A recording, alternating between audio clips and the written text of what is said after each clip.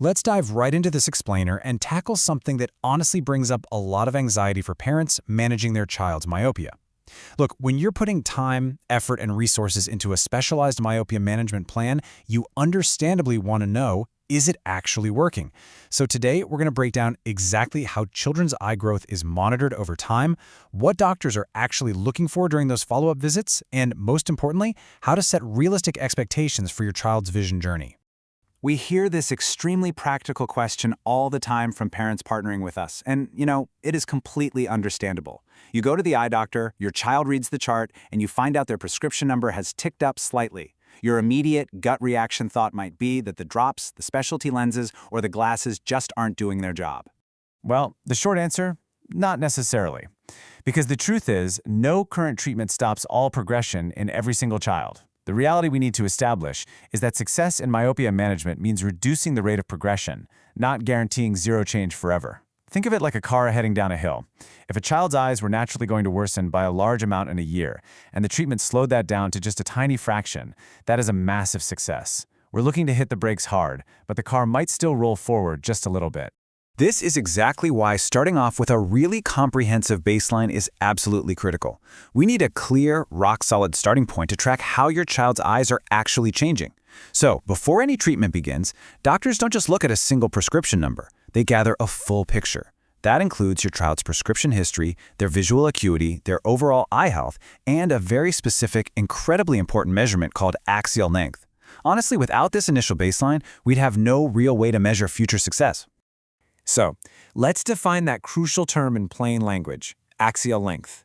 It is literally the physical measurement of the eyeball from the very front to the very back. Tracking how much the eye is physically elongating or stretching gives us incredible, objective information well beyond what a simple prescription number tells us. You see, the main driver of worsening myopia in kids is the eye actually growing too long. By measuring this in fractions of a millimeter over time, we get a highly accurate look at the actual physical structure of the eye. To get those precise structural measurements, Seawell Eyecare uses highly specialized technology, like the Topcon MYA. This instrument collects highly accurate, non-invasive axial length measurements so we can track physical changes visit to visit. But it also performs corneal topography, which maps the exact curvature of the front of the eye. And that mapping is especially essential for evaluating and following up on treatments like Ortho-K overnight lenses. Because we are tracking physical growth, we have to look at the eyes as a continuous trend over months and years, rather than a simple before and after snapshot. You really can't evaluate success based on just a single measurement in isolation.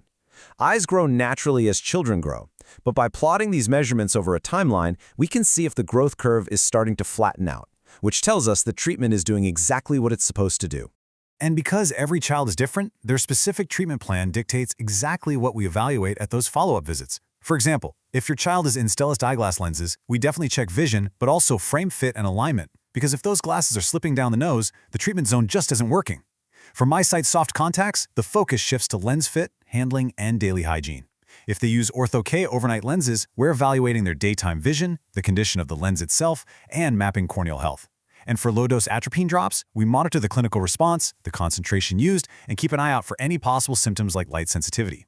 Now, it is incredibly important to keep in mind that these specialized check-ins do not take the place of your child's regular, comprehensive eye health exams. Myopia follow-ups are highly targeted visits. They are focused purely on the progression of eye growth and the safety of that specific treatment. Your child still needs their annual comprehensive exam to evaluate binocular vision, deeper ocular health, and other vital visual skills that they need for school and sports. During all this, we also have to look closely at everyday adherence. And this isn't to blame anyone. It's because slipping frames, water exposure, or missed eye drops directly change how we interpret the safety and success of the treatment. Life happens, right? Kids fall asleep without putting their Ortho-K lenses in, or they skip their atropine drops over a busy weekend. But if we see that a child's myopia is progressing faster than we'd like, the very first thing we look at is adherence. If the treatment isn't being applied consistently, it impacts everything. So, what happens if progression continues at a faster rate than expected? Well, we don't panic. Instead, we systematically review the data. We look at the child's age, because younger children naturally progress faster. We review their prior rate of progression, check the clinical measurements like axial length, and verify adherence. From there, we might consider adjusting the plan. Sometimes that just means tweaking a lens fit, Or sometimes it means moving to a combination strategy, like adding low-dose atropine drops to an ortho-K routine for an extra layer of control. To empower you at your next visit, I want you to bring these 3 exact questions to your doctor. First, ask, how has the prescription changed? Second, ask, how has the axial length changed? This lets you compare the structural growth against the prescription. And third, does the current plan still fit my child safely and consistently? That simple question opens the door to discuss any lifestyle struggles, hygiene issues, or adherence challenges you might be experiencing at home.